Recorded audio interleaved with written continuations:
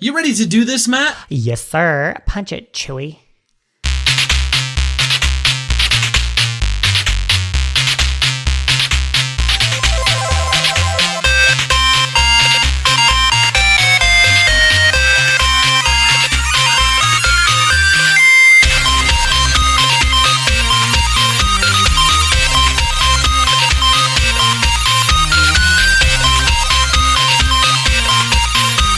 Welcome, super friends, to the Fortress of Nerditude podcast, a safe place to talk about all things in nerd and pop culture. I'm Spencer Stapleton, and my co-pilot is Matt Shaw.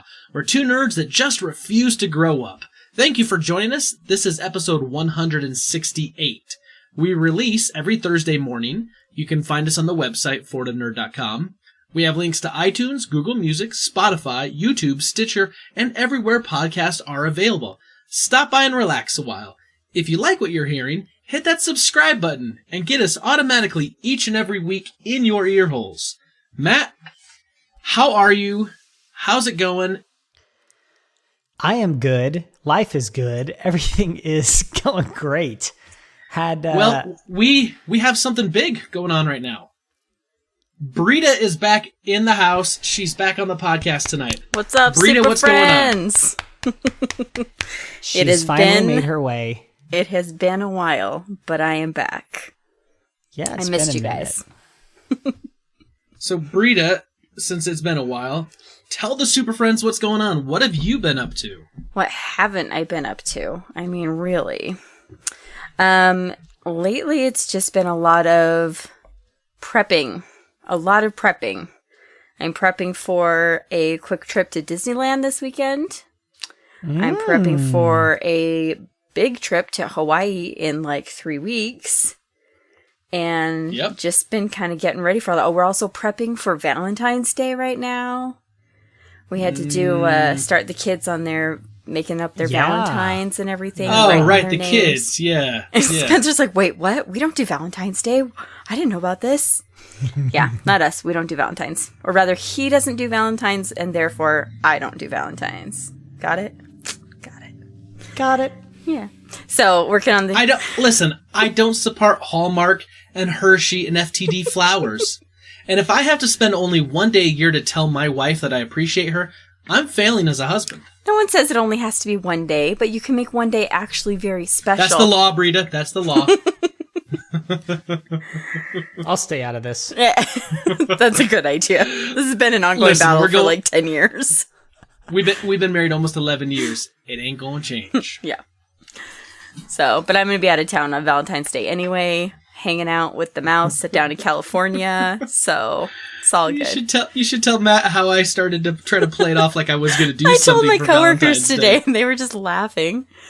Yeah, I told him, he realized the other day, he's like, "Oh, you're going to be gone over Valentine's Day." And I was like, "Yeah." And he's like, "Oh, I was making some plans. I was thinking we were going to do something." I literally just burst out laughing. And I was like, "You freaking liar." That is crap. Oh, Spencer. I know.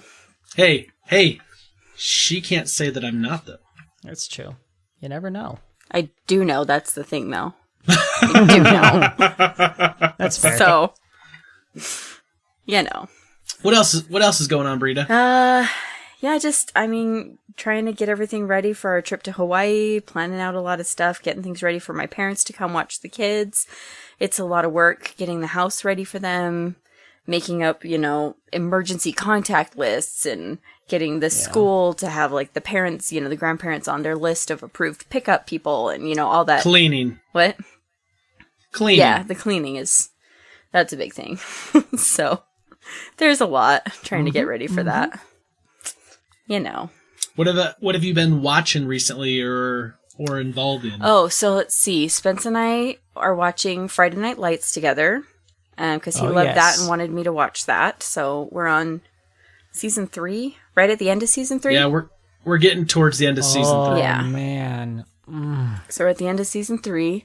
On my own, currently I'm watching the current season 3 of The Crown. I think that's almost over. That's getting quite interesting. I'm really loving that. What else have we been watching? I don't even know. I don't know. I'm always watching a lot of things. So, been watching that. Been, playing some Mario Party with the kids. That kind of stuff. Nice. I love Mario Party. Nice. Well, Matt, what's been going on with you this week? Well, not a ton. However, great progress on TV shows. Nice. I know that's what really matters here. So I started watching this show on Netflix called The Ghost Bride. It's this... it is somewhere in Asia, and they've got it dubbed over with like British voices. It's really weird. However, it's a very good, like 6 episodes, like 40 to 50 minutes each episode. It's really cool. Anyway, I would certainly recommend it. It's like, it's not scary, but kind of deals with like a couple scary things. I don't know. Like I wouldn't classify it as horror. I wouldn't say, Spencer, don't watch it. But it gets kind of suspenseful. It's creepy. Okay. It's creepy. Like you go to like kind of like death, sort of. Anyway, it's really cool.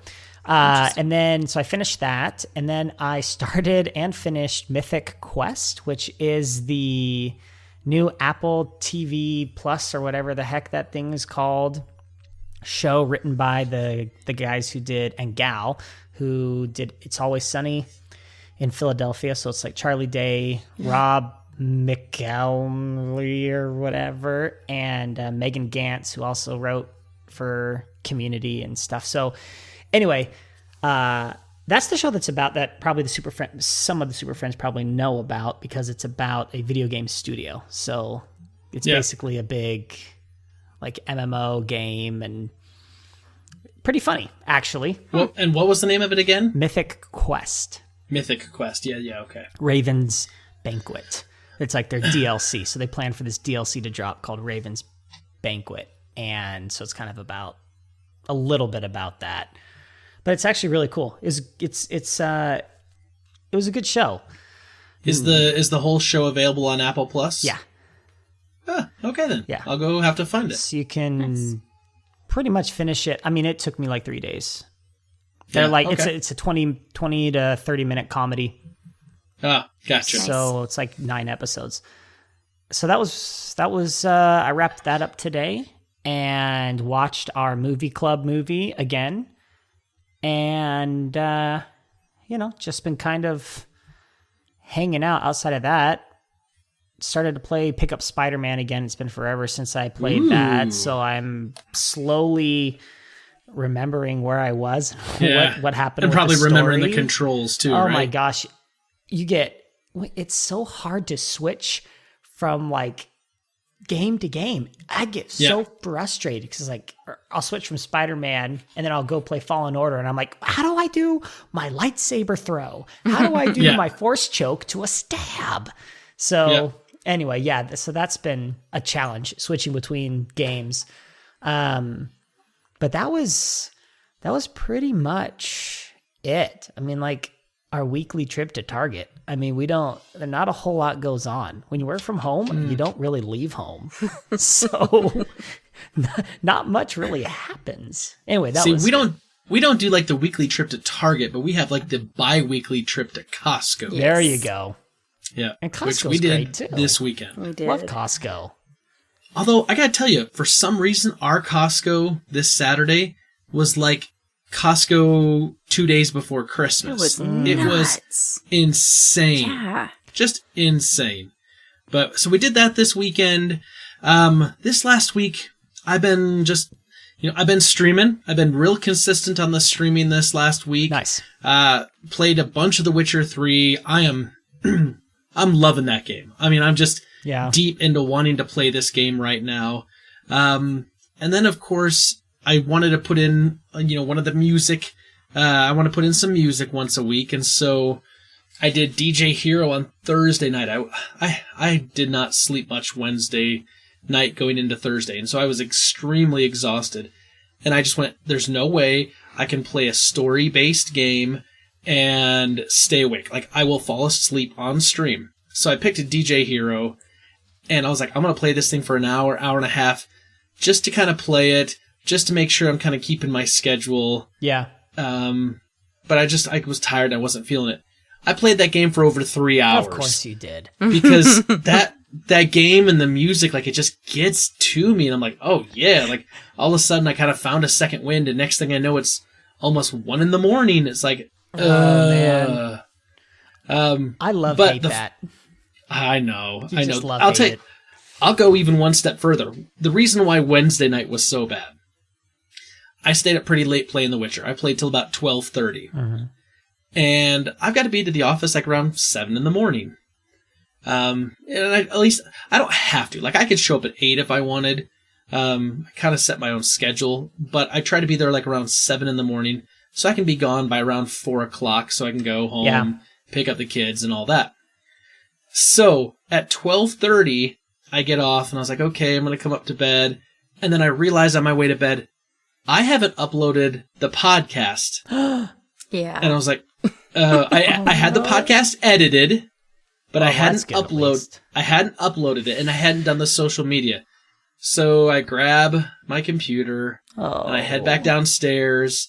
I was like, okay, let me upload it and do all the things and create all the social media. And so I turned on Netflix and watched the little comedians in cars getting coffee while I was doing that. I went to bed at 2 a.m. Oh, yeah. Man. 2 a.m. That's why Thursday was such a rough day. But yikes. But I gotta say, I'm loving it. Super friends, if you listen to this podcast, go check me out over on Twitch, twitch.tv/sstapleton79. You can come see me play games. You can come see some goofy stuff. On Saturday, I streamed for a little bit. Jackson came down. Now, I'm playing The Witcher, okay? The Witcher is not a game Jackson for kids. Approved. No, it is not. So, I was in a place, though, where he couldn't see anything. Nothing was going to happen. Yeah. And he came down, sat on my lap, and wanted to play a little bit. And I was like, no. He's like, I just want to walk around. And Jackson is my son. I mean, he's just my son through and through. He sits on my lap, he takes the controller, and then he figures out how to jump. And I'm kind of up on this like real kind of like high embankment, and there's fall damage in this game. And he starts running towards and I was like, don't do it. Don't do it. And he starts laughing. I'm like, give me the controller. And he just runs over, just jumps off, Geronimo! And kills me. I was like, Jackson, you just killed me. And he's just laughing. Yep. And so I did take a clip of that, and it's over on my Twitch channel. I also linked it up on my my Twitter page as well, because it was just so stinking cute and funny. Yeah. And that's just my kid. So anyway, go follow me over there. Twitch.tv/sstapleton79. If you have Amazon Prime and you want to toss a couple dollars my way, you can subscribe to my channel once a month for free. You have to do it manually, but Amazon will basically pay me a couple bucks. And you can come back once a month, every month, set a calendar reminder, and you can come toss a couple bucks my way. Or you can go toss a couple bucks another Twitcher's way. It doesn't really matter, but definitely you should be taking advantage of that and letting Amazon pay some people to play some games. Nice. So, other than that, here's the last thing I want to say. Super Bowl happened. My diet been pretty good so far this year. Super Bowl happened and I kind of fell off the wagon. And then I kind of fell off the wagon all week. Today, I was like, no, I'm not going to lose focus. I'm going to remember why I'm exercising, why I'm eating right. So today was like, nope, super strict. I ate great today, and on top of that, I got a lot of walking in today and tonight. Nice. And then I also went into the garage and I lifted weights for a little bit and did some squats. My plan is not to lift heavy and like try to become some sort of bodybuilder, whatever. But if I can lift consistently a little every day and slowly start increasing the weight, I'm going to put on some muscle mass, and that muscle mass will then need more calories to maintain, which it'll then take from the reserve that I have in my body, and it'll help me start dropping weight again faster. So it was a good day. I got some strength training, I got some cardio exercise, and I ate really, really well, and I'm feeling very positive about this week. Good. Nice. Love it. So on a good note, we'll go out. Yeah, thank you. I appreciate it. It's like I said, it's one of those things where I think too many people get down on themselves, and I feel like I've been down on myself because 2018, I killed it. I dropped like 123, 125 pounds, something like that, in 2018. And then 2019, just kind of got off the rails, and it wasn't really bad, and then it was just a little bit of weight back and a little bit of weight back. And then I got to a point in the middle of 2019 where I just wasn't getting any exercise. I wasn't eating right, and I was starting to feel depressed. I mean, just depressed about that one issue at least. And I started eating my emotions, and I started doing things that I knew to be wrong for me, and I put a bunch of weight back on. And I know what that is, and I'm not letting that control me. So nice. Here's to 2020 being like 2018, only better. Yeah, love it. So, all right, Matt, it's time. Yes. It's time. It is time. How do you want to kill the Bothans this week? I've been thinking about it the last few, I don't know, days, about 6 days now since we last recorded, how I wanted to kill these guys. I think slow poisoning of their liver, make them become alcoholics, and then just... Make them become alcoholics? Yeah. Put some of that, like, sure. I don't know. Maybe they like the big egg, like the Jawas like, put some of that in the alcohol so that they just kind of get slowly addicted and they can't not have it. And then they either die because they're alcoholics and their liver fails, or they have a giant bonfire and they get too drunk and they just fall into it. So, I don't know. We'll see what happens. I always have to let you know, many Bothans died to bring us this information. Rest in peace, you Bothans.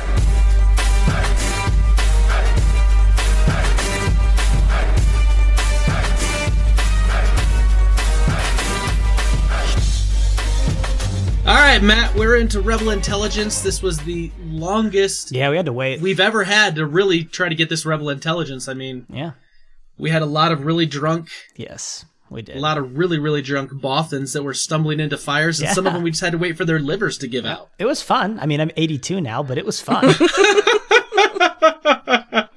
had a good time. All right, Matt, what do you have for us this week? All right, so let's start off with some Disney Plus news. Okay. So we found out more about, we'll start with The Mandalorian. Yes. And we know that The Mandalorian is going to return for a second season. Now we have the window of October. So they gave us a month, October. Okay. Also, Bob Iger alluded to the fact that there's going to be more to The Mandalorian than just season 2 as well. So we can expect a continuation of either The Mandalorian's story. I've heard rumors of continuation or side stories from The Mandalorian in places like Galaxy's Edge at Disneyland and Disney World. So I think we can expect to spend a little more time with The Mandalorian and the characters therein. In addition to that, we got more information about the Marvel TV shows as well. So we got some time frames for what is it? The Winter Soldier and Falcon and the Winter Soldier. Yeah. That's what it's called. That's in August.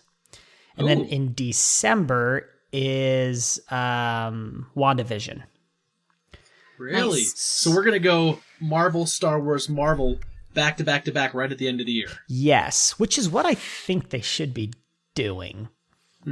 So I think we're getting into that schedule of more things people care about more often starting in August, I think is what we're going to happen. Because right now we're in kind of a lull here, even as like a Disney fan and like what they do. Because I really liked High School Musical, the series, like a lot.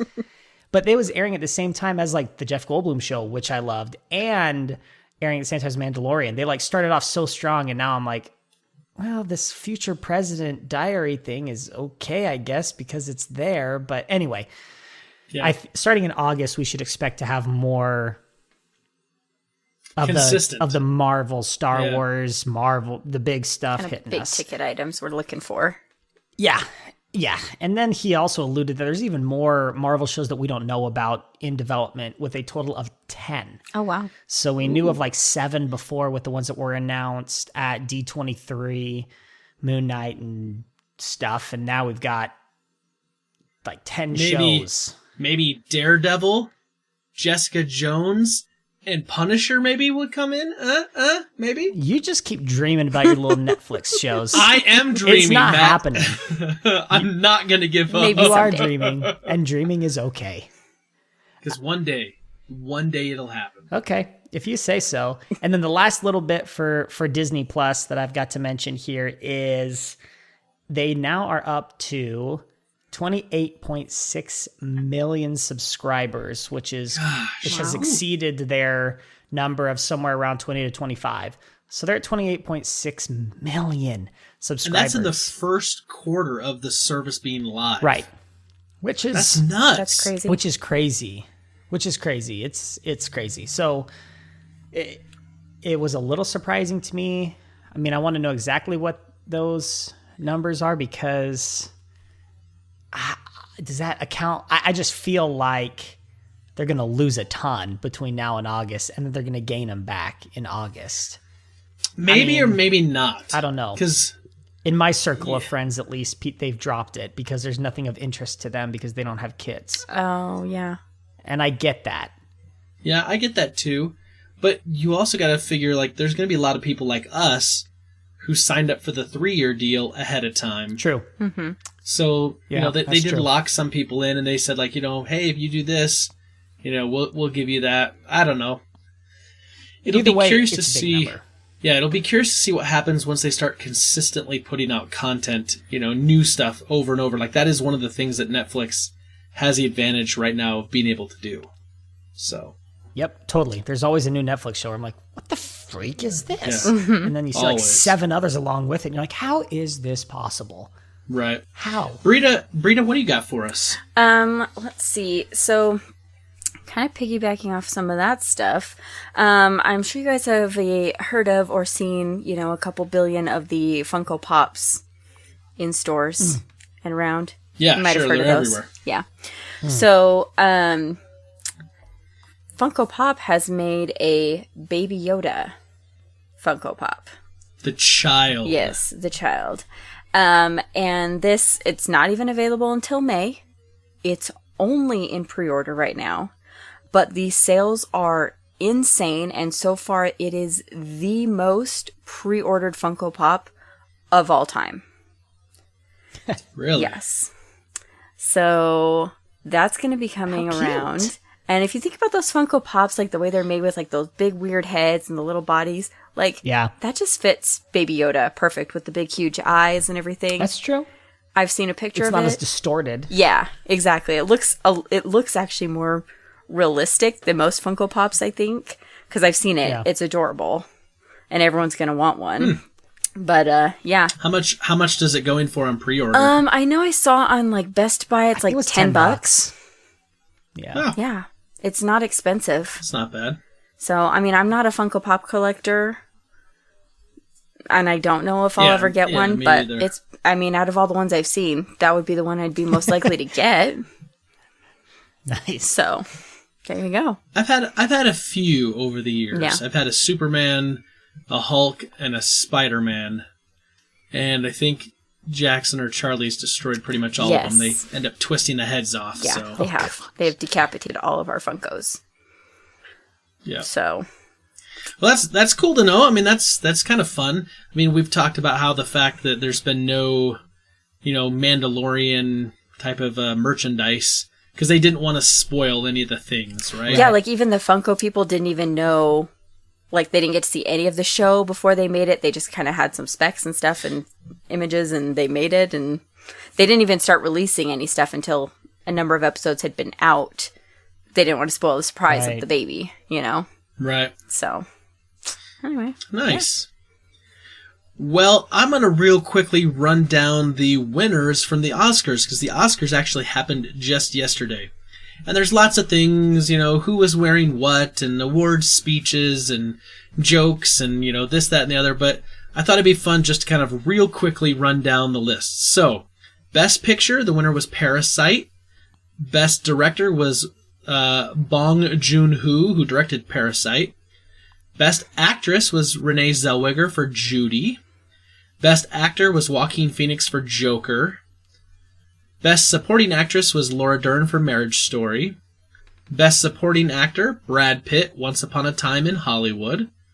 Adapted Screenplay was Taika Waititi for Jojo Rabbit.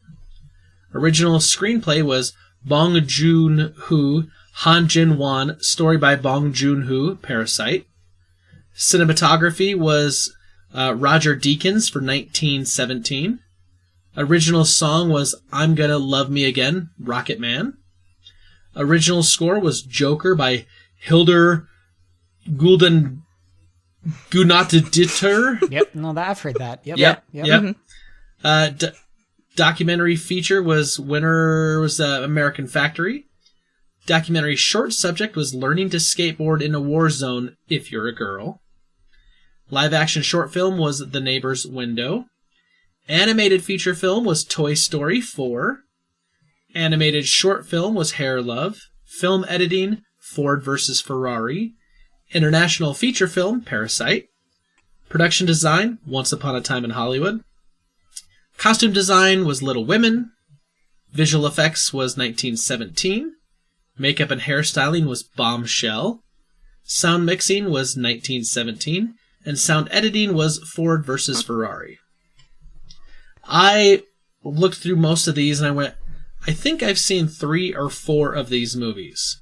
Just for some reason, I mean, there was a couple others, like the visual effects also had like Avengers Endgame and Rise of Skywalker and whatnot. But I mean, as far as all the stuff that was winning, I only saw Ford vs. Ferrari, Once Upon a Time in Hollywood, Toy Story 4, and Joker.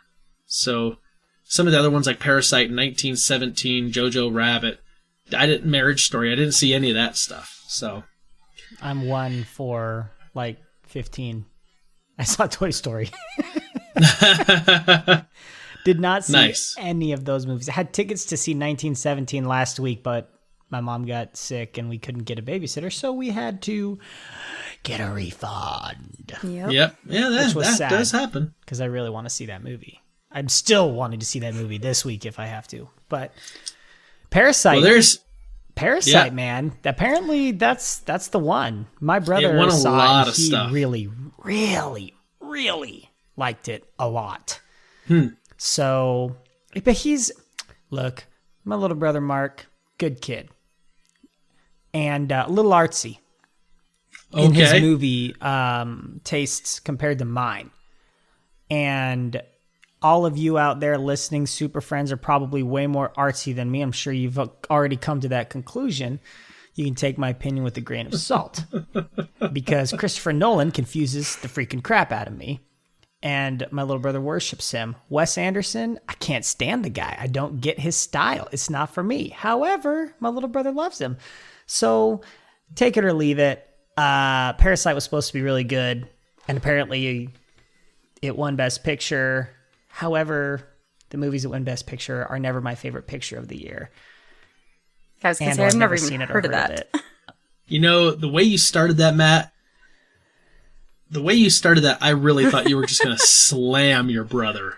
I was like, ooh, this is a hit piece. No. Here it comes. It's less of a slam on him and more of what I say almost every week on this podcast. I'm a simple man. All right? I'm a simple man. I like simple things. Simple kind of man. Okay. All right, so how Britta, many times has this happened to you? You turn on Netflix, you're just starting to click through to see what's on there, if there's something new you want to watch, and some preview just automatically starts playing, right? So loud, too, right? And I want to freaking blow my screen up. I think it is one of the most annoying things ever. And there's always previews of stuff, like, I'll turn it on, and, like, the feature one is something super inappropriate, and my kids are in the room. And I'm like, I don't want this video playing while my children are in here. That's inappropriate. Anyway, so now enough people have complained about this. And the auto stream, like autoplay of the next episode feature, that now you can actually turn those features off. Hallelujah. Yeah. So you have to go like from a computer. You can't do it from like the app on your Apple TV or your smart TV or whatever. You have to actually go to the website and log in and do it. But they have made it so you can turn off the auto trailers and you can turn off the auto next episode, just automatically playing, which I don't mind that as much. But Right. yeah, I actually like that feature for the most part. Sometimes I want to turn it off for my kids because they're like, "Oh, this episode just started. Oh my god, to finish it." Yes. Right? Yes. So here's my only one question. Can you turn the autoplay feature for the previews? Can you turn that off by profile? Of it. Because I don't want it. You don't want it. But the boys love it because they'll spend a half an hour just watching previews. It's like watching a mini trailer. Yeah, that's really what they do with it. Yeah. So they see I know. So you can, when you log to the site, you can click on each profile and set the settings according to each person's preferences. So, yeah. Because I'm sick of the trailers, like so sick of the trailers. I'm going to do that tonight after the podcast. So, yay, Netflix. Thank you for finally listening to everyone that's been complaining. And there's been some horrific events that have happened, apparently, because of that autoplay trailer. So, yeah. Right. Yeah. Man, even Disney Plus had that on day one. And Disney Plus was a freaking disaster. Yep. And they got that right. Anyway. It's true. All right, Matt, what else do you got? All right, last one. This is going to sound a little bit like a negative Nancy here, but Birds of Prey performed as well as I thought it would, which is poorly. And it's actually gotten like really good reviews. It's been very positively received by those who have decided they want to pay money to watch this movie. And it wasn't a lot of people. And they did like 33.3 million, which is way below what they projected, about 50 to 55 million. It's the lowest DCEU film ever as far as the opening weekend. Right. So that's not great. No. And this I think is, it's obviously not great news for Harley Quinn fans, but I see it less of a problem with this particular film and more of a problem of what we've talked about, which is nobody trusts the DCEU to put out something good. Yep. Even though they have. They put out Shazam, which I think anybody who's seen the movie can agree that that's a really fun, good movie. Yeah. Wonder Woman, but that's been years. Yeah. It's been forever. Right. We do have a Wonder Woman movie coming up this year, though. Yeah, and I think there's like a Tide guy in it, at least from what I remember. Right. Anyway, so this was like way below. So it was 20 million below Shazam, which was the previous lowest. So it's like way down there, which is I guess too bad? Question mark. So here's the thing, Matt, and I said this. I'm kind of interested in this movie, but like I don't know that I'm interested enough to go pay to see it in the theater, and that's the problem. Is that I'm not sold on just the character of Harley Quinn on her own being able to carry a whole movie. She in the comics, in the cartoons, she was meant to be kind of a sidekick to the Joker. Right. And while I really enjoyed her character in Suicide Squad, she was Margot Robbie's version of Harley Quinn was the bright spot of that movie. That's also not saying a lot, too, because that movie was rough. Yeah. I liked the end when the credits rolled. That was my favorite part. Right. So, for me, it's like kind of putting a lot of eggs in this basket to kind of hold. Yeah, I agree. They leaned into it, and apparently it was a decent movie, and that's great, but one problem is it's the DCEU. Nobody trusts it. I think they're generally getting that gist now. Oh, we better stop making crap films. And then the other problem is and they've addressed this now. So this is part 2 of my Birds of Prey bit of intelligence that the alcoholics gave me. They changed the title of the movie after it had been released. So it was Birds of Prey, the Emancipation of One Harley Quinn. Oh, yes, the fantabulous. A made-up word, Emancipation of Harley Quinn. Yeah. Now it's just Harley Quinn. Because frankly, I didn't know beforehand. I'm not going to lie. Yep. So now you know who's in it. It's Harley Quinn. I'd never even heard of it. You know what it's about. No. Well, yeah, and that's there you go. Case in point right there.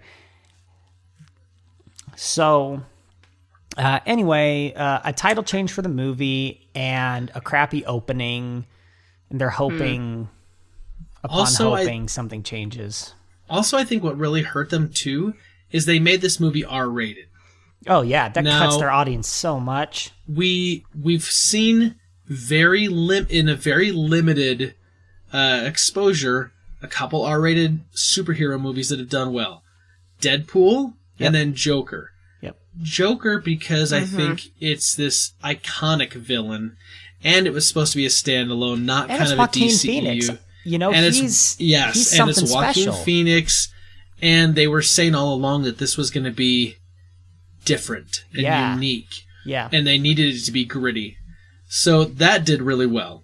And then, of course, Deadpool. And Deadpool in the Marvel world is a beloved kind of anti-hero who is like a cult figure. Right. And so, like, you knew that was going to do well just based on the fact it's that and it's freaking Ryan Reynolds. And everyone wanted to see Ryan Reynolds as Deadpool. Who everyone freaking When loves. Logan came out as R-rated, Logan didn't do that good. No. And this is Hugh Jackman as Wolverine. Right. Right. But it didn't do that good because it's like, because so many people wanted it to be an X-Men film, and all the other X-Men film had been PG-13. I think if this movie had been PG-13, their audience would have been wider. They probably would have had a better opening weekend. Yep. Look, if you watch the trailers, it looks like the movie was made for teenage girls, and yet here we are. They can't go see the movie without their mom and dad being like, okay, let's go. And if I'm a mom or dad, I'm looking at the movie and I'm going, oh, heck no. That accent? No. I don't mean to trash, but that movie looks like trash to me. So, talk about trash and some worry that there's been some rumblings. We talked a little while ago about Doctor Strange in the multiverse of madness. Yes. And about how it lost the director, Scott Derrickson, and how it kind of seemed like maybe it's going to be on shaky footing, feeding, whatever. Well, probably not feeding, but all the other ones maybe. Sure, feeding. I'm sticking with it. So, big news this week. Big freaking news. Really? I'm excited. If you are a horror fan, which they said that this movie is going to be more of a horror film, it's going to have more of those elements. You should be excited for this. Yes. Sam Raimi, the director of the Evil Dead movies and the director of the first 3 Marvel Spider-Man movies, Spider-Man 1, 2, and 3 with Tobey Maguire, who literally put superhero movies back on the map as a viable option. Wow. Sam Raimi is stepping in to direct an MCU movie, Doctor Strange in the Multiverse of Madness. So freaking happy about this. I'm super excited because awesome. I trust Sam Raimi. I know what he can do on the horror side of things. He can be freaky scary, but he can also do the comedy. He can also do the action. That's good. Now, on top of that, there's another name that's been added to the mix. The name is Michael Waldron. He's a new writer that's been added. If the name sounds familiar or doesn't sound familiar, it should, because he's also the head writer for the upcoming Loki series on Disney+. He also has written and produced Rick and Morty. Oh, interesting. So he's got some cred to his name. So it sounds like that even though this is going to be shaken up a bit, it sounds like the script probably is going to get a reworking, but you're going to get a guy in Sam Raimi who I don't think you can go wrong. And honestly, this thing doesn't still release to theaters till like May of 2021. So we've got almost a year and a half before it's going to hit theaters. Yeah. So there's time that you could do some rewrites. There's, this thing hasn't even been shot yet, so it hasn't started principal photography. So you could do some rewrites. You could get it all in and be done. It's looking good, Matt. I'm happy. Yes. This is good news for us. This is great news. I've been looking forward to this ever since they told us it was going to be more, like, even weirder and more horror-y. I was like, yes, please. I'll take an MCU horror film, please.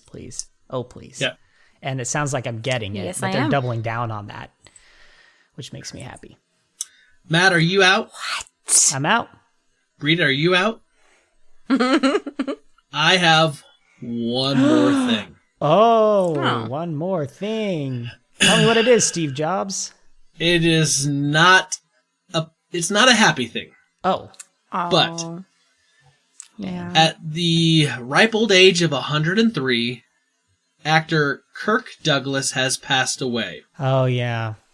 Kirk Douglas, to many people, to many younger people, are going to remember him as the father of Michael Douglas. However, Kirk Douglas was a big name in Hollywood, a big name in the golden age of Hollywood. And I first saw him in a little Disney movie called 20,000 Leagues Under the Sea, an adaptation of a Jules Verne novel. And I remember seeing him there. But of course, his most famous role is Spartacus. Most people are going to know him from Spartacus. Kirk Douglas was, this man's man, had this big chiseled jaw with the dimple in the cleft. Very iconic. I mean, you would see him and you would just know that it was Kirk Douglas. I mean, he just looked different than anyone. He was in a helicopter crash in 1991, walked away from it, suffered a severe stroke in 1996, but didn't give in to that and continued to live and fight. He'd been part of, the motion picture business for a long, long, long time, but finally, just about 5 days ago, he succumbed and gave, his life was over. He passed at 103. What's really interesting, though, to know about Kirk Douglas is that besides all of the acting, he really fought during the McCarthy era to try to end the whole kind of blacklist. He got Dalton Trumbo to get credit for writing on Spartacus, and he'd been blacklisted by Joe McCarthy. And so he really was a big mover of trying to right some of the wrongs and some of the things that had been done in that era of really darkness in Hollywood. He was awarded the Presidential Medal of Freedom for his work.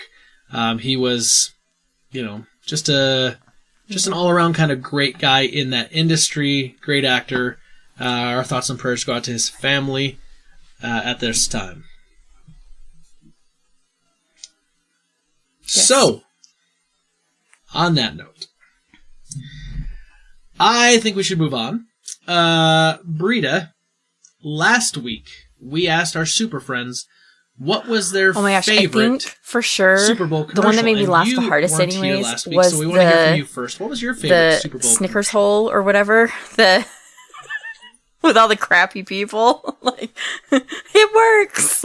I just died laughing when those people fell into it. That just cracks me up. That's the first one that comes to my mind. I'm sure there was some others that I totally loved, but that's probably my favorite one.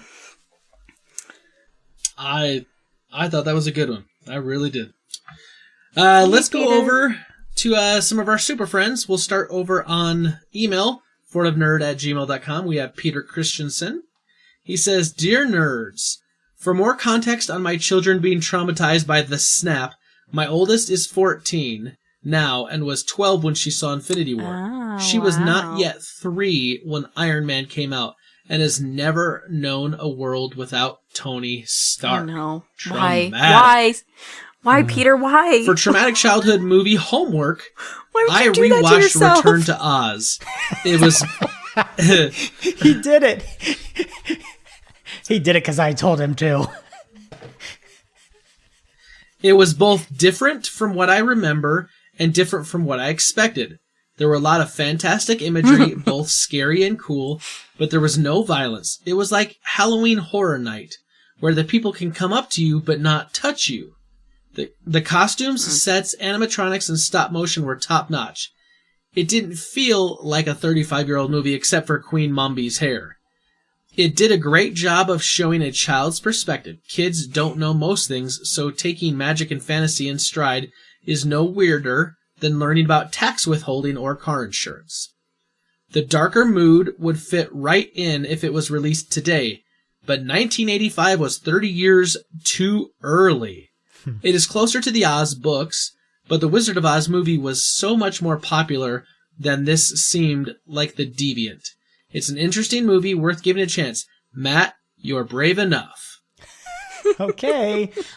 Still too scared. Just those pictures I saw on Google image search. Have you never seen it, Matt? Whenever we recorded it. No. Okay, you have to see it at least once. I'm just never going to watch it again. But Oh, okay. That makes me we used to really have wanna see it. we used to have a puzzle of this from when I was a kid. I don't know why. I don't know why my mom bought this because we all hated this movie. But we had this big puzzle that was like all the couches and the thing with the head tied onto it, and Dorothy's on there with all the people, and it was weird and it traumatized me, but I love doing puzzles, so I used to do it all the time. I don't know. It's weird. All right, Jesse says, saw that. Yeah. I watched 2 space movies this week. First, Ad Astra with Brad Pitt was not good. It felt like they had their script written on index cards, dropped them in a pile, gathered them up in random order, found that 20% were missing, so they threw in some blank index cards and some from another movie. Basically, space is pretty, but it sucks and will make you crazy. Do not recommend. Okay. All right. Then I watched Arrival with Amy Adams and Jeremy Renner, which I liked much better. If you like Contact, you might be a big enough nerd to like Arrival. It gives you just enough to enjoy it without beating you to death with more details than you care about. Recommend if you like thinking sci-fi.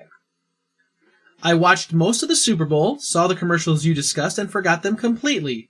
My kids could rattle them off by memory, which made me realize that my commercials brain must be full, because none of them made any impression. Here are my thoughts.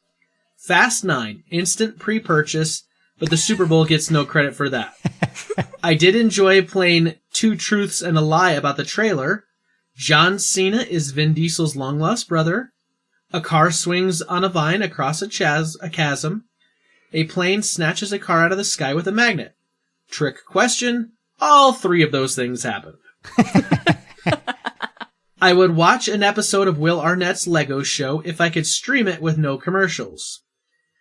Google's ads are usually the most emotionally moving, and this year was no exception. I don't give a rip about Post Malone, but I love the line, "Guys, we're incredibly rich. Why don't we buy both?" My favorite commercial was probably the Google Remember one, but that's definitely not my plan against memory loss. Cheers, Peter Christensen. Nice. Hear, hear. Yeah, that one's going to stick with me for a little bit. I will remember that one for a bit. One. All right, going over to Twitter at Fort of Nerd. We've got Tim Paulin at tpaulin20 says, nope. I'm going to go back here. Hollywood Bones at Nova Beyond. He says, that Smart Park commercial was my favorite. Oh my gosh, that one was awesome. That was really good. That was a good now one. we'll go to Tim Paulin at tpaulin20 says, agree with Pat. Agree with Hollywood Bones. That was great. Second favorite has got to be the Jeep Gladiator with Bill Murray. Yep. Oh, yeah. Which was actually the Jeep Rubicon, but sure. Yeah, it's a Jeep. Jeeps are Jeeps. I don't know. It's a Groundhog Day commercial. Yeah. Yep. Yeah, that was awesome. Mamba Mentality at DSpin67 says, honestly, I forgot about the commercials by the next day. Most were lousy. That Jeep commercial was kind of cool. Oh, well, we got another Jeep vote. A little bit more on the Jeep. Going over to our Instagram. We're Fort of Nerd on Instagram. We got Dantes_Belmont. Skinny Momoa and the Cowboys face off with Sam Elliott dancing mustache is a close second. So that's the Rocket Mortgage with Jason Momoa, which I thought was hysterical. Yeah. That one cracked me up a ton. I freaking loved that one. And then, of course, the Doritos with Sam Elliott dancing to That was Old Town Road, right? Yes. That's what that was, Matt? Okay. Yes. Whatever them kids are listening to nowadays with their Billy Ray Cyruses. I mean, he was in that commercial, however. Anyway, moving on. Anyway. We'll just let that comment, Crickets. let it be. Matt, how can the Super Friends help us out this week? What can they do? So, this week, as always, listen, like, love, comment, interact, etc. And then, in addition to those things, this week, the little extra bit that you can do is instead of rewatching something horrifying from your childhood, rewatch something that you loved from your childhood. Something that made you feel good. And then you can report back if it's still as good or if it kind of sucks now or whatever it is, if you so choose. That would be my assignment. And I would like to point out, I went back and I watched something that made me uncomfortable as a child, and it still made me uncomfortable today. And I watched it with Emmy, and she loved it. And I thought, you are perhaps a demon child. I am not sure. What did you watch? So it's this really freaking strange movie called Little Nemo Adventures in Slumberland. And it's on Amazon Prime right now. It's so obscure that, like, when you are scrolling through Prime, you have to, like, look for that exact title, and then there's no picture. Like, it's just, like, a gray box. Really? Because they don't even have, like, a picture for it. Oh, wow. And my mom, I don't know. We watched weird dark stuff. I don't know where this crap came from. I mean, Mama Shaw, what are you doing to poor little know. Maddie? I cried a lot as a kid.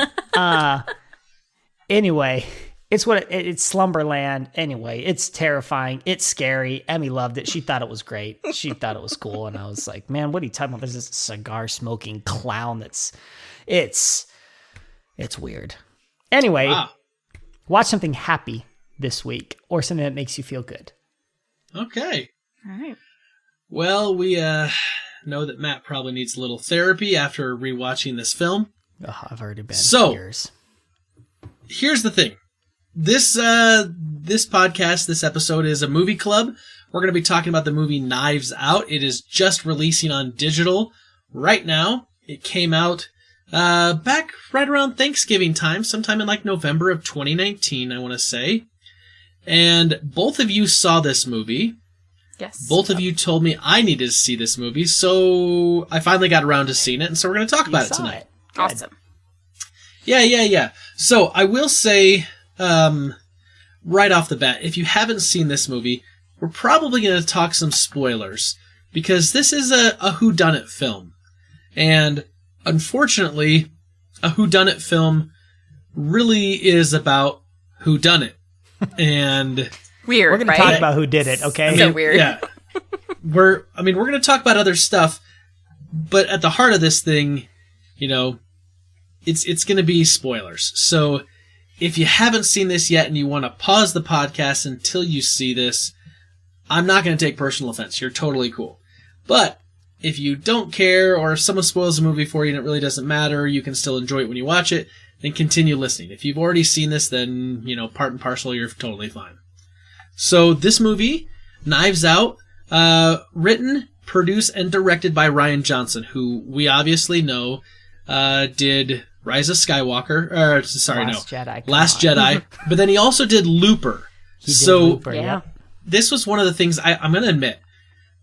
My prejudice against The Last Jedi and how I didn't care for that movie really made me skeptical of this movie. Because, the trailer looked good, but I was like, And then someone reminded me that he also made Looper.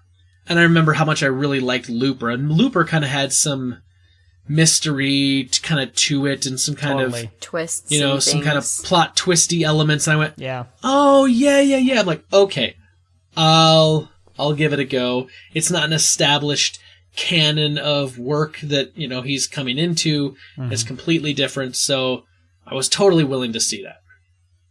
So pretty excited about that movie. here's all the main people, because there's a lot of big names.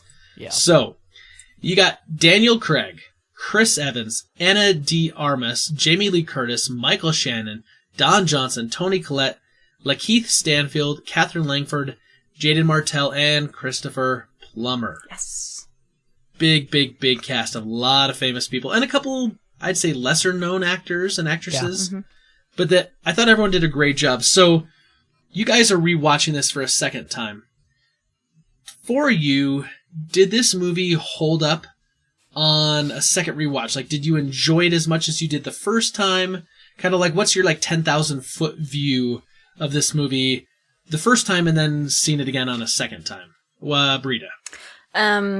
Okay, this is a movie that after I saw it and I really, really enjoyed it and loved it, I was like, I don't know if I would see it again just because of all the, plot twists and different things like that. But having watched it a second time, I actually still really enjoyed it watching it again. And, it's one of those movies where you can go back and see things that you didn't catch the first time around, knowing how it ends and knowing what happens. Mm-hmm. I caught a lot of smaller things, little tiny things that you wouldn't have caught before, but you'll catch it on a second viewing. So I still really enjoyed it, but again, I don't know if I would go out and watch it multiple times after this. What did you think, Matt? I really liked it. I may have liked it more the second time than I did even the first time. I paused the movie like 3 times, and Jesse and I talked about it. Yeah. How there was foreshadowing of what was coming and or depth to story and character that you can't appreciate because when you see the movie the first time, you're so focused on like what's happening right now in the immediate moment and who did it. Right. I mean, even though... we're talking about this movie and everyone has left who hasn't seen it. We already know who did it. Right. But we don't... obviously, there's more to it. Blah, blah, blah. We can get down to all the nitty-gritty of what, to me, makes this movie great. However, you're so focused the first time of the story, the immediate story of it's a whodunit. When I watched it last night with Jesse, it was more about the characters and their depth and lack thereof in some of them and why they did certain things and who had a relationship with their father and who didn't, or their grandfather, and why their relationship was the way that it was and why there was motive to care about this, why there wasn't. And so for me, it was so much more interesting from a character development standpoint in a single whodunit movie, or a character, not development, but depth, I guess is what I mean to say. I thought I just love this movie, and I'll watch it over and over and over again. And I just think it's a great movie. So this was my first viewing of the movie, and I really, really enjoyed the movie. Here's my however. I don't know that I'm going to really watch this, or I don't think I would choose to watch this on my own a second time. I would watch it if I was maybe in a group of people that hadn't seen it somewhere. Mm-hmm. And I say that because I knew, and some people had already kind of said, there's going to be some plot twists and turns.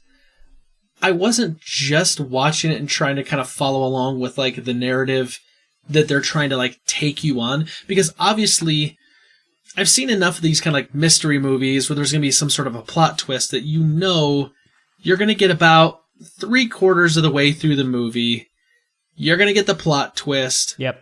And then they're going to try to back explain some stuff and whatnot, and then they'll kind of show you, here's the things you kind of missed along the way. Right. And unfortunately, because I kind of went into this movie kind of knowing that, I was paying attention to little things throughout.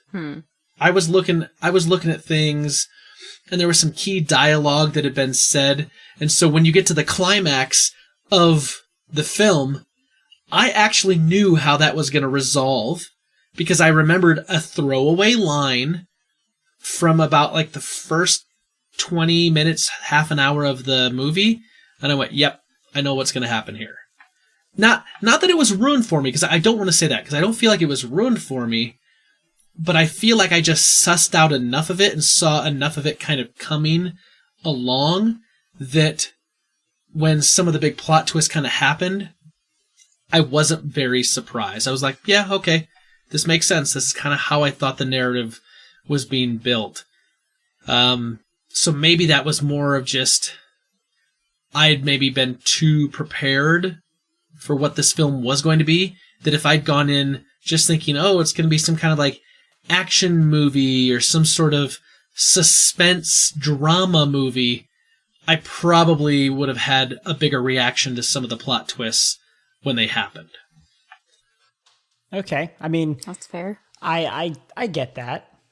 I do. That makes sense. I think that what I liked about it though was that even without the plot, it was a different movie than all of the other whodunits, right? I mean, I knew going into the movie what this was, but I'm such a crappy movie watcher that I never have any idea what's actually happening. The only thing that I caught on to at the beginning was I knew that the meds had been switched and that he wasn't actually going to die. That was the only thing that I caught on, was somebody switched it because we're following this story and we know that she's a good person, and yeah. I feel like there's got to be some twist at the end. I did not catch on to anything. I'm just an idiot. But that makes it fun too. But it was super fun to watch it, and I watched it in the theater just by myself. But like, I had really no idea about the movie other than two people said, it's really good, you got to go see it, it's fun. And I was like, okay. And so I had no idea what was happening, and I, like, when they tell me, oh, this is what's happening, I'm like, oh, okay, that's what's happening. Like, that's who did it. Mm-hmm. Okay, fine. Now let's see how she gets out of it and what happens. Yep. And then the next twist happens. I'm like, oh, I should have seen that, but I didn't at all, which makes it more fun. Being an idiot makes the movies way more fun, guys. I agree with that. I'm a simple man. Spencer's just operating on a different plane. No, so here's something I said to Britta, and I think when I tell you this, it'll maybe it'll help kind of clarify kind of where I'm coming from. When this movie was over, I said, I turned to Britta and I said, here's the thing. I said, when everything is kind of revealed, it's not that big of like a paradigm shift. Right. It doesn't change your whole view of the movie. Yep. It doesn't make you re-question everything that happened. Right. Whereas I said, when I watched The Sixth Sense for the first time, and you're going through that movie, and then you get to the very end, and there's the big twist in that movie. Or in Unbreakable, there's the big twist at the very end, and you go back and you realize that all these things in those movies, all those things happened. They're completely different events than what you think they are. And you have this big paradigm shift. So like, you wanted to go back and rewatch it because now you're looking at it with a completely different set of eyes, looking at it a completely different way. Mm-hmm. And when this one kind of finished, I was like, yeah, okay. Like, it's kind of like a good mystery. Like, to me, like, this is like a good mystery novel that's been filmed. It kind of has that feeling to it. But it's not something that when I get to the end of it, I'm like, oh my goodness, what is going on? It wasn't that. And I was expecting it maybe to be that. Mm. And so I was paying attention. So like, you talked about the whole like switching of the medicine, Meds. Right? Yeah. I remember the line because, so the plot of this is, right, that you've got this wealthy novelist who on the night of his 85th birthday, with a whole house full of his family members there, slits his throat, commits suicide. And you're trying to figure out, who killed him. And all his family members have motive, right? Well, you're kind of seeing some of these like early scenes where Marta, who's kind of like the nurse, she's having this conversation and you see him with the knife. And so because of the very first like scene or two, you see him with a slit throat. So you know that that's going to be the knife that's going to be used. And when he stabs the knife into the thing, he says, oh, my grandson wouldn't know the difference from a real knife from a prop knife in a play. It's a throwaway line. He's just basically kind of like, he's kind of trashing on all sorts of different family members. But that throwaway line, I immediately went, that's going to be important later on. And so when you get to the end of the movie, and that does become important, I went, yeah, okay, yep. Like, I immediately I do did that. not pay attention to that. Like, I remembered it when it happened, but I was like, oh, yeah. Like, it was, surprising for me. Yeah. Right. And I think, I guess I get that. I went, I don't know. Look, let's be real. I'm a Rian Johnson guy. I've loved every movie Sure. that he's done. And Spencer and I can, we've it's well documented. We disagree on The Last Jedi. It's in my top probably 5 movies ever, and probably in his bottom 5 movies ever. Well, Close. down there with Rise of Skywalker. I mean, come on. Yeah. Rise of Skywalker was real bad. Anyway, that's not what we're here to talk about. So I think I think that why it was so good is because it wasn't what you expected when you went into the movie. You expected it to be a whodunit, and it was, but it wasn't. Right. You knew from the beginning, from the first probably 15, 20 minutes, when you get her interview and you see her side of the story, even though she doesn't tell Blanc what happens, you get to see what happens. Right. And from then on, it's not a whodunit, it's a you've done it, and I hope you escape from what you've done. And that's why I think I loved it so much, is because it was different from all of the other murder mystery movies that I've seen, with the major plot twist at the end that you expect to happen. So this one, I think I just liked it just because it was a refreshing and an original take on all of the tropes that happen in the murder mysteries. And it kind of, for me at least, movies I've seen, it just flipped it on its head. You already know who did it. Right. And now it's a different type of movie. It's covering up what she did. Right. So I agree with you, Matt. Like, I do agree. Like, story-wise, like, it is very refreshing.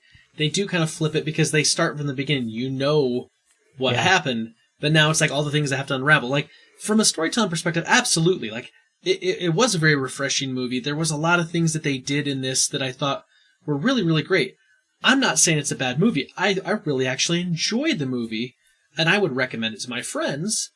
I'm just saying, for me, though, the surprise and the mystery of it, I kind of was on to really, really early on. There was some foreshadowing. So when you get to the end and she's like, well, how did you know? And he just kind of taps her foot or whatever. I was like, yeah, because we saw that way forever ago. Yeah. And that's a dead giveaway because an investigator is going to look at things. Like, she wears the same shoes for like 5 days straight. It's like, come on. Like, you're not going to change your shoes? It's like, there was things like that I'm just saying. I picked up on some of that stuff early, so for me it was kind of like, yeah, okay. I knew how it was going to play out. However, from a pure narrative, from pure storytelling, a lot of cool things that were done in this film. Rian Johnson did a really great job with this film and with the story. Yeah, I think it's interesting now that you're talking about this, that I can see how you would be able to kind of figure it all out so quickly. Because looking back, like watching it a second time, they pretty much give you all the clues and everything you need to solve this within that first 20 minutes of all those interviews with every member of the family. Like, they give you pretty much everything. Yep. But if you're not paying attention and you don't know what to look for, you're not going to see it, which I wasn't the first time around. But the second time around, I was like, oh, there's that. Oh, there's that. Okay, I saw this. Like, it's definitely a different experience. And so I can see if you're prepped for it, like Spencer was, how it would be a different experience watching that, versus me and Matt. Right. So, like I said, I think it's a great film. I definitely would recommend it to friends. Unfortunately, the mystery part of it was, like, I just saw a lot of it coming. Now, there were a few things that I thought were interesting twists and very cool things that were kind of done narratively, with the fact that, like, the stuff had been switched, but she actually did it wrong. Right. Because she was so used to doing it that she actually, didn't do the things she thought she did. And, she could tell the difference between the two medicines just without even paying attention. Right. So there was a lot of things that was done about that. One of the things also I really thought was kind of cool about this movie, not necessarily in the film itself, but this movie, even with all these big names, because this is a huge ensemble cast, this movie was only made for $40 million. Wow. And it grossed about $300 million worldwide. Wow. Yes. And it was announced this week we're getting a sequel. Not a sequel.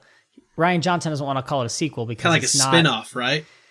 It's just another Blanc mystery is what he calls it. Right. So you follow the same inspector, a la the Pink Panther, I guess, Right. kind of, with a new cast, right? And you expect it to be a big one, and people are going to want to be in this next one. So, I mean, this cast, just talking about the casting, I mean, it was so good. Mm-hmm. Yeah. The casting was so good, and they all played their parts just so well. And it was fun to see. It was shot. There's so many things I love about this movie. It was shot like a period piece, right? It almost feels like a period piece, Right. Even it though takes it's you modern back day. to the it takes you back to like the murder mystery era, right? You're like watching Clue, Yeah. but in reality, it's modern. And I just thought that was a kind of fun element, and the casting. I can't say enough about how much I love how each character was written and how each character was cast so perfectly for who their character was. It was great. So, something I thought was really cool is that I agree. They were all perfectly cast. I thought they acted really well. I was a little worried about looking at Chris Evans and only seeing Captain America. I totally get that. Yeah. Yes. Because he's I played was that role. too. He's played that role for so long. And I mean, he has done other stuff. And he has done other stuff since the Captain America stuff. But I was able to actually, like, for the first couple minutes he was on film, he was still Captain America to me. He was Steve Rogers. And then when he kind of, starts kind of playing the spoiled bad boy who's, kind of like, cursing out everyone, I was like, yeah. He stopped being Captain America for me. And then I was just like, this is just Chris Evans playing this character of Hugh Ransom Drysdale, and I was in. And like at that point I stopped seeing him. Whereas like other people like Daniel Craig, I didn't see James Bond. No. Right, totally.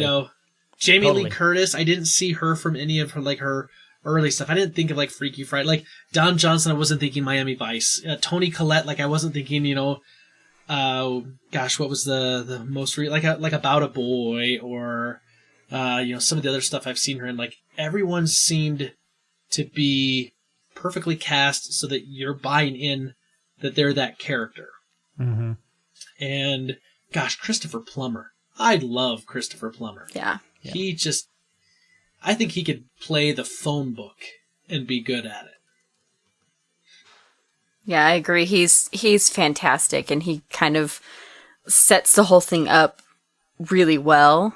And I really like how he played it. I think this cast was incredible, and I just have to say, having Daniel Craig with like a Kentucky accent, like a deep South Kentucky accent, Yeah. When I watched it the first time, it threw me off.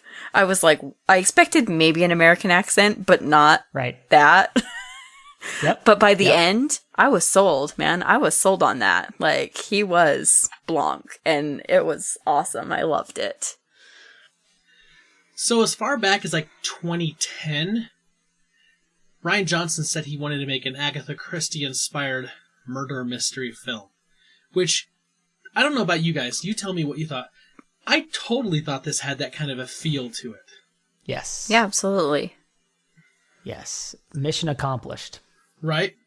A couple other interesting things I found out is that the title, Knives Out, is actually a song by Radiohead. And Rian Johnson loves Radiohead. And, I mean, he said obviously the film has nothing to do with the song. He just kind of liked that turn of the phrase, and he thought it a great title for a murder mystery. So that's how we got that. Interesting. And then Harlan Thrombey, which is the name of the author in this, is taken from a 1981 choose-your-own-adventure whodunit called Who Killed Harlow Thrombey. Oh, wow. Huh. So what I love here is that Rian Johnson's taking things that like inspired him or that he loved earlier on in his life and put into this film. I'm a huge I'm a huge fan of Rian Johnson, and for me, the passion he puts behind his projects is impressive.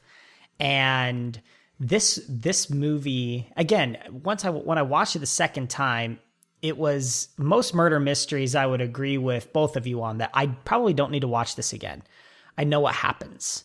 However, for me, this one is so well written, and there's story beyond just what the regular story is.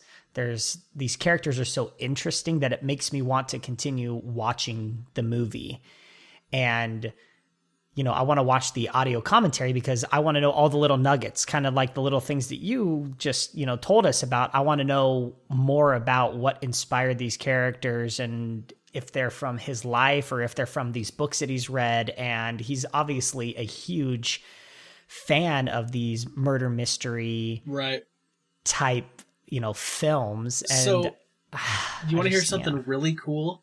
This is probably going to take your love of Rian Johnson over the top. Oh no. But apparently what he did was, when the film released, he also released an in-theater audio commentary for those watching the film a second time, so they could get basically like a DVD commentary while they're watching it in the theater. Man. Oh, that's awesome. What?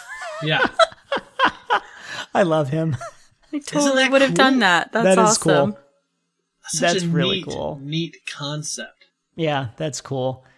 Well, I think there's just so many interesting things about the movie, and we don't have time to talk about it. I thought this time I paid more attention because I knew we were going to be talking about the movie tonight for our movie club. And so I paid attention to, the casting more. And then I paid attention to kind of the music more and the cues with the music. And the music is just classic. It's what you would expect from a murder mystery, with the dramatic, string instruments playing as you're introduced to the house. And it's in this minor type key, and even just there's just little musical cues in the movie, whether it's Blanc hitting the piano key. And I know that's not necessarily music. However, music and the sounds it's all part of it. Mm-hmm.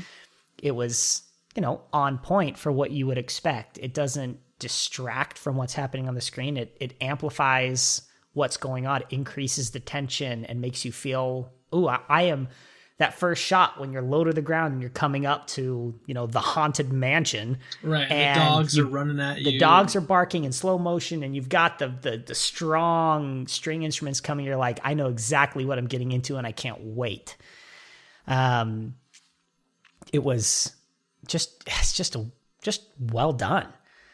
I could talk about this for a while, but so I'll give you one other little nugget to see if you caught this.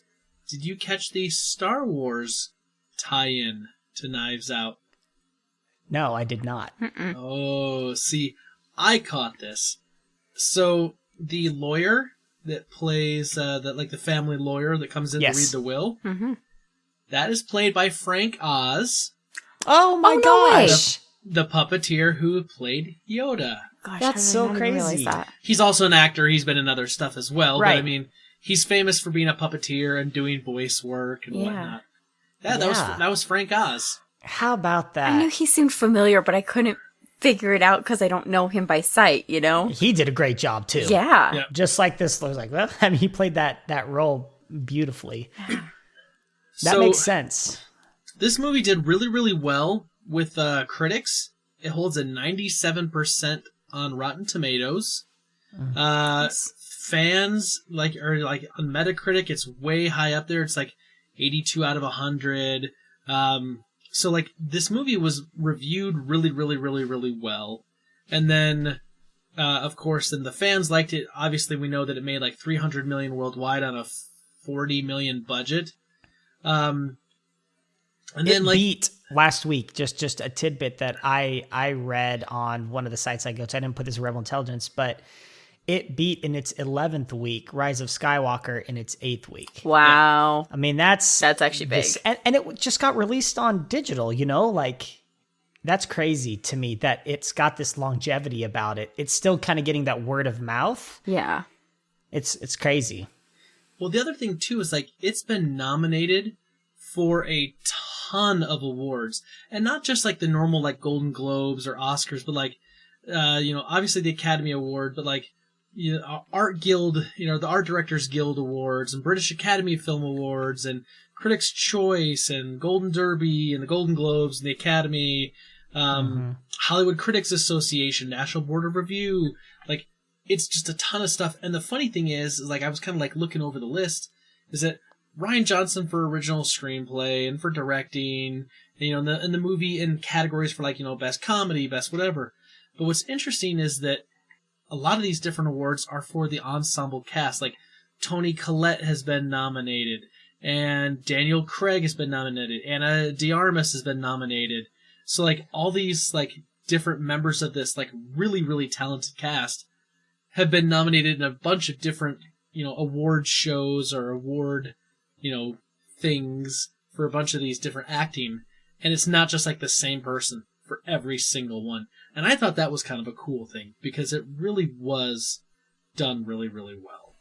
Yeah, I think it's a tribute to the writing and the balance of star power, because everybody gets their moment to shine in that cast, especially the children.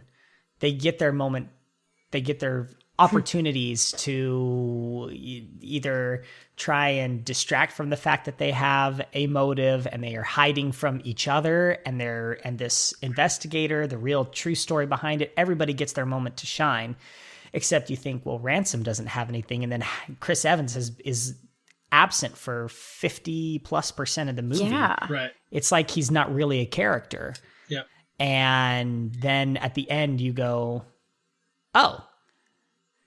Yep. And then then from then on, he's in the movie the whole time. And you're like, Right. oh man, this is so cool, so different, so unique. I mean, even if we all knew that there had to be something that was going to exonerate her from this crime in some way. And even if Spencer knew that it was going to be Chris Evans, those little breadcrumbs, it's amazing. The twist and then the twist on that twist, right, of like the toxicology report, and them not knowing how to read it and thinking it's going to damn this evidence, right, or that it's going to be damning for her, but damning for him. And then he's like, oh crap. And now he's trying to formulate how he's going to fix what happened, and that there's a twist on a twist. And I just thought that was, I mean, a lot of really interesting moments for different actors and the actresses to shine. It was so good. Yeah. I think it's so interesting. Like you brought up, the first time I was watching the movie in the theater, I was, probably about halfway through, and I was just like, wait a second, wasn't Christopher Evans supposed to be in this movie? Like, I swear he was supposed to be in this movie, and I have not seen him yet. And then he shows up, and then he doesn't leave. And I was like, yep. Oh, okay, that makes more sense now. But yeah, like, that's crazy to have, like, potentially your biggest actor in the whole movie, like, currently, not even in half of it. Like, right. That's interesting, But to me, it was like, okay, enter the villain. About halfway through the movie, he's kind of been MIA. Now he's going to come on and he's going to try to play the good guy. I was like, I'm not buying it. Not buying it for a second. You're so much smarter. I'm all in on buying that kind of crap. like, oh, yeah, I can't see guy. Chris Evans as bad anyway. I just can't see him as bad. I think that's part of it, though. I do. I think it was great That's casting. why I was like, okay, it's not Steve Rogers. Right. He's gonna be the bad guy. I was just like, okay. Because, honestly, if you kind of like look at the meta of the situation, Chris Evans has played like the good all-American boy, military guy for so long now.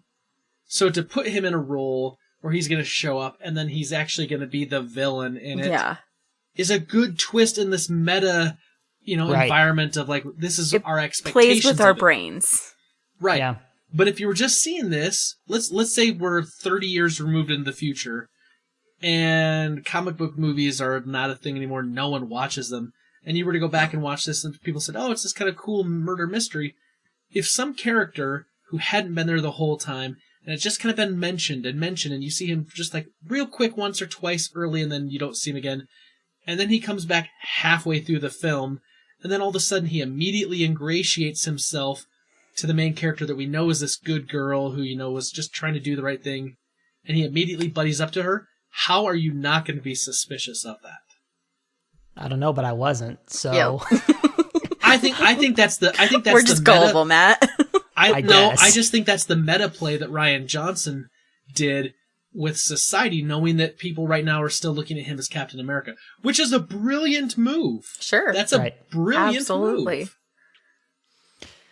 I just think that I was duped. just plain and simple. I bought into it. Well, I mean, to me, it was like, I was suspicious, and then he talked about how he just wanted his inheritance, right? And she wouldn't get ratted out. He just wanted money. I was like, well, that plays with his character.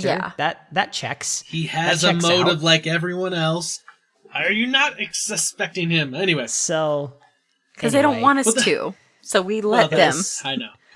Anyway, this is, okay, so this is one of the things at the core of something like this, on a movie of this kind of scale, is like, it's going to hit everyone a little differently. Honestly, had I not had my expectations where they were, I probably would have went into it a little differently, and I probably would have had some of those moments, and I would have felt a little more blindsided by a couple things. I really do believe that. Unfortunately, I was even like eagle-eyeing things. I'm like, oh, the baseball got thrown out the window, and then the dog picked up the baseball, and eventually he goes and picks up the baseball, and it makes its way back so that, the daughter finds it out. But like the whole time I kind of had logged that away in the back of my head. Like, is the baseball just a red herring? Is there actually... You're thinking about this way too much. Is there actually anything that I need to know about this baseball? Is this baseball signed? Because early on, Jamie Lee Curtis says Dad played games with people, and you kind of had to figure out the rules of the game that Dad was playing in order to kind of be in with him. And so I realized that if some of these things could actually mean other things, and so I was paying attention, trying to see, okay, maybe he dealt with, his one son, Walt, differently than he dealt with his daughter, Lori, maybe. And so I was kind of like watching this, so like the little baseball thing and this and that. I was just paying attention. I was very hyper vigilant while watching this movie. So this is the difference between me and Spencer right here, is I compare this to magic. Okay? Spence wants to know exactly how every magic trick is done, and he wants to tell you how every magic trick is done. He wants to be able to see it and figure it out, and he's watching and says, oh, I saw this. Oh, I saw that. Me, I just want to enjoy the magic. I want to be fooled. Yeah. Like, don't tell me, don't spoil it for me. But wait a minute. I just want there to be magic in the world. Britta, Yes. I don't tell you how magic tricks are done, though. You do. You spoil it for me all the time. No, I saw his hand do this and da-da-da-da-da. I'll say that I caught something, or I caught a move, or I saw this, but I don't tell you things. How long did we go to the David Copperfield show, and I knew how the finale worked? Okay, you did not spoil that for me, but the thing is, because you studied amateur magicianry, right? It's called magic. It's called magic. Same thing. Same thing. Because of that, you because tested I'm all an amateur your magician. Yes. Because I have stuff. Yes. Okay. Yes, you tested all your illusions and things on me, and would show me how to do all of them. Which, therefore, once you know some of the basics, I feel like it spoils some of the big stuff. But that's all. That's all I'm saying is he likes to know. I think you've seen some basics and you think you know everything. No, I don't know everything. There's definitely stuff I don't know. But that's funny. It makes me more aware of some of that stuff, and then I'm like, man, now it's all ruined. I don't want to know. I do enjoy picking stuff apart to see how it's done, because for me, I think when you know how something works at the core of it, then you can actually appreciate like how intricate something is, or you can appreciate like the craftsmanship in the work. So like I said, there were things that I saw, that I caught on, some foreshadowing in this, that I looked at and went, this is great. Not a lot of people are going to catch on to this. Some of the things that were done, like I said, the whole, I truly believe the whole meta situation of playing on the fact that people think of Chris Evans as Steve Rogers, Captain America, so therefore he can't be the bad guy. And playing off people like that and using that expectation, I think is great. I saw it. I mean, I saw it, but like how that works and how he was doing that, I appreciate the craftsmanship that he exhibited by doing that. I agree. Yeah. And I think there are some times when I see a movie that has the big twist at the end, an M. Night Shyamalan movie. Shamalama ding dong, yes.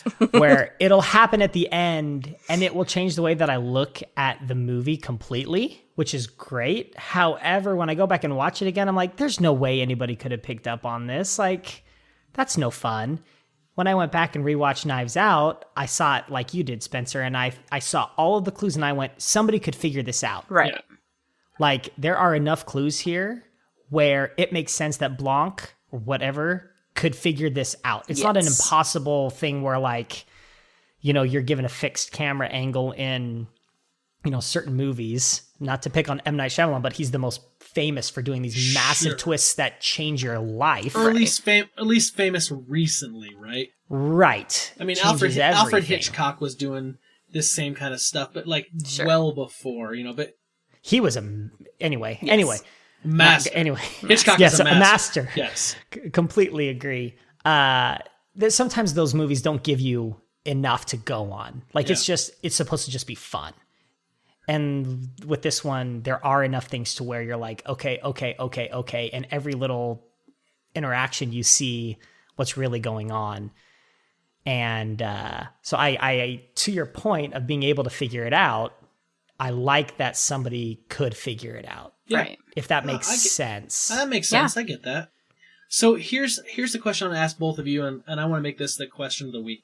Because we're talking about this like mystery, this whodunit, and you were just saying, trying to figure stuff out, what to you has been the biggest plot twist in a movie? Like the biggest like mystery plot twist, something that completely spun your head around on a movie. And I'll give you a second, unless Matt looks like you know maybe what you got. I think maybe it's because I was an impressionable teenager at the time, but the movie that I always come back to that completely threw me was The Others with Nicole Kidman. Oh. That they were, spoilers if you haven't seen it, turn it off, that they were the ones that were dead the whole time. Yes. And they were haunting the house. Yeah. Like that to me, I would just got like all of the chills all over me at the end when that's revealed. I'm getting chills right now thinking about it because that, one, scared me, and two, completely changed everything for me. Right. Yeah. Oh, that's a good one. I like that. What about you, Britta?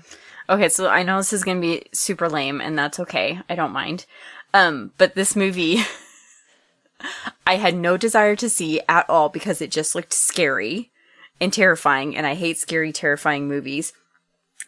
But someone finally convinced me to watch it, and that was The Village.